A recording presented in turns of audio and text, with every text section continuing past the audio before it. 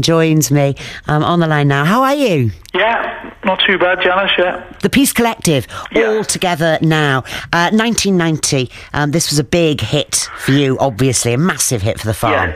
Yeah. And why did you decide to bring it out again?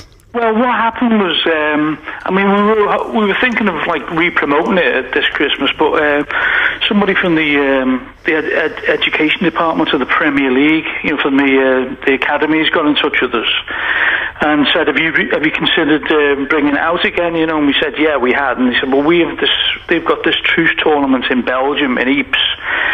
They've been running for the last 3 years," and they said, "Would it be possible to maybe re-record it and get some of the kids, the footballers, onto the record as part of the project?" So we sat down with them.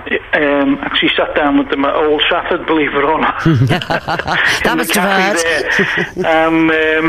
We decided, they told us that the truce tournament that the Premier League had in Ypres was inspired by the song. So we had a good discussion with them, had a few more meetings with them, and thought it's a great idea because they get teams from Germany, France, Belgium, and the Premier League, and they all come together in December in Ypres and have a tournament, swap presents, and have a tournament. So, but we thought we didn't want to do it really as the farm. We wanted to open it out, So canvassed a bit of opinion from people, and everyone thought it was a good idea, So Mick Jones came on board. Yeah, Mick Jones and Suggs came on board. Also, the producer Simon Britton and the engineer John Moon, and it just just escalated from there. Really, we started asking people, to get involved, and we didn't know at the time Band Aid was probably happening, getting planned as well. So we didn't know that, but we went through a long list of people, and the list is tremendous list, and Mick Jones said to me early on, he said, if people want to do it, let them do it. So we've got everyone from Clean Bandit and Gorgon City to Susie Quattro and Jay McDonald, people like that, And Engelbert, Humperdinck, Julian Lennon sang on it. Wow. Leo Sayers sang on it from Australia and sent it over. You can do that type of thing nowadays. Yeah. But Engelbert wanted to fly in, He actually came to the studio in London. Wow. Pretty different to the original, but, it's like a party atmosphere almost. And of course, if people weren't familiar with this story, so many of us are, but a lot of young people might not know. But of course, there's an advert on the telly at the moment, which has really hit people as well. Going, oh my God.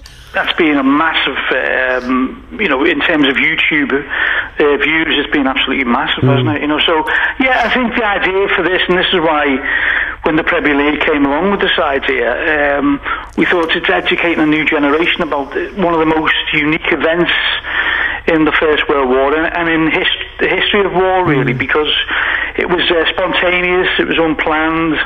The officials and commanders, the hierarchy of both armies weren't keen on it. In fact, they tried to stop it, and they gave orders, no fraternisation. But basically, the soldiers, the ordinary soldiers in the trenches, just ignored them.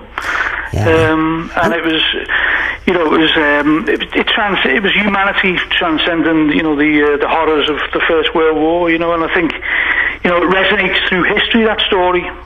It does, and I think it brings it home that they are ordinary lads that actually could have been mates. You know what I mean? They shake hands, don't they? They play this game of football, and then they have to go back to doing what they don't really want to do. No, and I think there's so many letters and so many primary sources which say that they explain it, what happened, and they said they didn't want to fight again, and there was actually in some parts of on the Western Front, they didn't start fighting until the first week of January because they just refused to fight. And I think obviously the high command of both armies got very worried about this because there was rebellion was in the air, and there was all sorts of fears of mutinies, so it became a court-martial offence then, and it was never really repeated on the same scale ever again because obviously it would have been court-martial and possibly